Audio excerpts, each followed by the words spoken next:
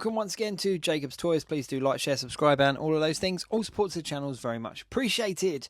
In this video we are taking a look at the Four Horsemen Skeleton, Graveyard Skeleton 4-pack. Now this is an awesome box set. I'm just going to say, the packaging, the figures, the attention to detail, it's just absolutely stunning. Now this obviously went up for pre-order sometime last year and was only available. It's kind of a short run there.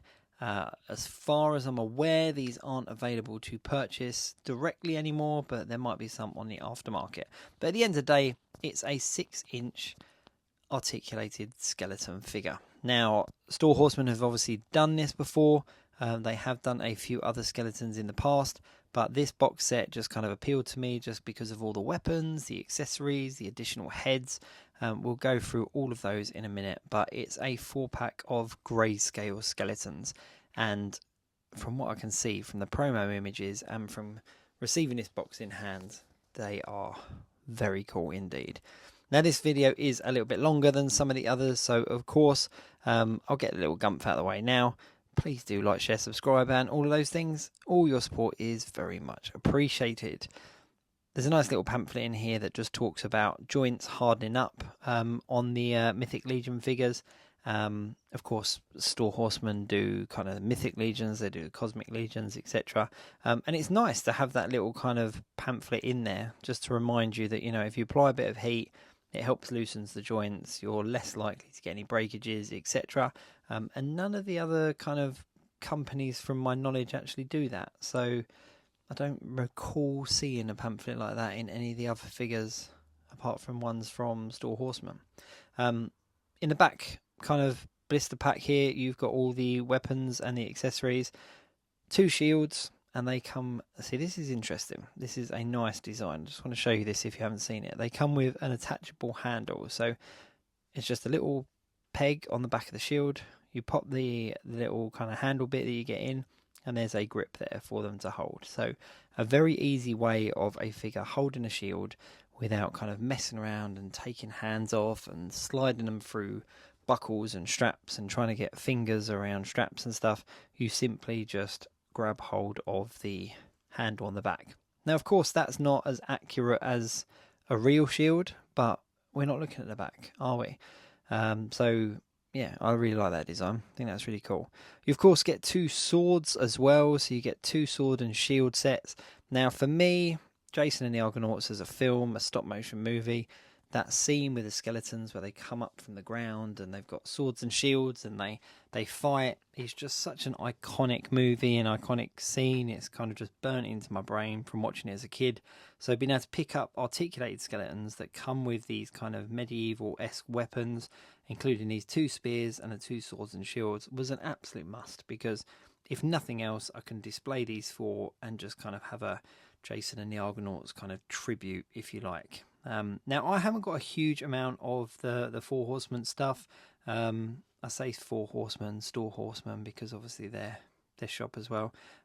So they do a whole bunch. They do the Figure Obscura, they do the Cosmic Legions, the Mythic Legions, and there is so many cool looking figures available. And I haven't got a huge amount of them. I'm kind of a bit gutted that I didn't pick more up earlier on, because they've got horses, they've got like kind of bears, they've got all sorts of animals, they've got necromancers, they've got undead kind of characters, they've got kind of ones from myths and lore and all this kind of stuff. You can see this is their Reign of the Beast is their new stuff. This is their crowd-funded dragon that is absolutely huge. These are the Cosmic Legions, so the kind of more space-orientated version of the Mythic Legions. Of course, you've got the Figure Obscura stuff with like Frankenstein and some of the Egyptian stuff.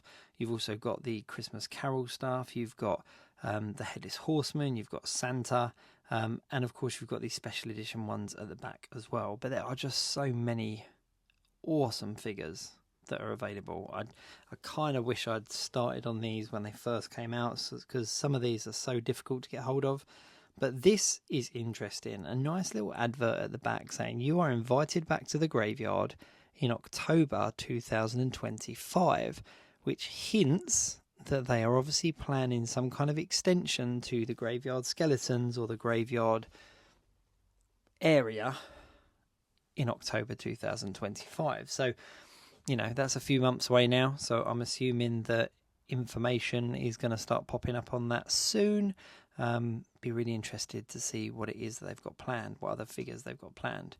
Now, there are a whole bunch of hands and heads and masks and accessories here, so you can get them into a whole bunch of different poses. So much so that I'm not even sure yet. I'm not even sure what it is I'm going to do or which way round I'm going to have these. As I said, when I first saw them, I kind of thought of a Jason and the Argonauts kind of tribute. Then I thought about kind of putting them on a horror-esque shelf with some sort of other horror characters as well. But you know what? I really don't know. There are so many franchises and so many different properties that use skeletons throughout. I think these will be flexible with everything from Power Rangers to He-Man to, well, I don't know. They have skeletons in Thundercats, but obviously things like Marvel as well. There's just so many options for them. Now, one of the really cool ones is the vampire skeleton as well. So these feet here are the vampire feet, if you like. They're a little bit more pointed. Not a huge amount. Only if you looked at them really closely that I think you would see the difference. I'm going to have to see what they look like on. But it's cool that we've got kind of a vampire setup. You also get these two masks as well, which I'm not sure of the point, if that makes sense, just because they're a skull mask that goes over a skull. So I don't know whether they're cross-compatible with some of the other figures, but I don't know. We'll have a look. But here they are. Let's have a quick look. I haven't heated these up, so I'm not going to go crazy with the posing and the articulation, because at the end of the day, Four Horsemen put a note in the package saying heat it up because joints get stiff. So I'm not going to mess around too much. But it's got all your standard points of articulation, which I think in itself is impressive because it's a skeleton at the end of the day. You can hide a lot of joints and stuff in clothing and costumes, and with kind of regular figures with kind of body mass and muscles and stuff, you can hide those articulation points quite easily. I've not seen it done on skeletons overly well, whereas these ones, pretty good. There's very little to complain about. I think if I was going to say anything, their legs are a little bit thicker, the bones in their legs, but then I'm no biologist, so I don't know whether that's, you know, in scale or whether they should be a little bit thinner. But, you know, just my initial thought on them is that they look a little bit chunky, but not to the extent where I'd actually kind of complain or be really overly disappointed. If I'm totally honest, I think the time that I'm looking forward to photographing these most will be at Halloween, when I can do some kind of Halloween-esque action figure photography. Just some sort of more horror-themed, horror seasonal photos. And it's a nice round number, you know, to have 4 of them is a nice number. So, yeah, it'll be interesting to kind of have a think about what to do with those. I'm definitely going to pose one of them as the vampire skeleton though, because that's just cool at the end of the day. This is the vampire skull. All these skulls are articulated at the jaw as well, so you can open them up. And as you can see, it's got a different kind of teeth setup, and the eye sockets look a little bit different as well. These are the skull helmets. I wonder if it fits on the vampire. I don't think it does. Maybe it does. No, I don't know. We'll try it on one of the others in a minute. You also get this really cool pumpkin head. Now, of course, they've done the Headless Horseman, so we've seen a handful of pumpkin heads in the past, but it's quite cool to have one with these skeletons as well. Let's try to get this on him. Okay, I kind of take back what I said earlier, because that does look quite cool. Yeah, that does look quite cool. So they're essentially kind of wearing the face of their friend over the top of them. But it just gives him a little bit of a different look. So, yeah, no, that's cool. I like that. And you get two different colours. So 2 different coloured kind of skull masks, 4 standard skull heads, 1 pumpkin or jack-o'-lantern head, and 1 vampire head. So altogether that's 6 heads and 2 masks in the box set as well. A whole bunch of different hands, 2 spears, 2 swords, and 2 shields. as well as an additional set of feet for the vampire skeleton. So just playing around the articulation ever so slightly, because as I said, I don't want to overdo it. I don't want to break anything.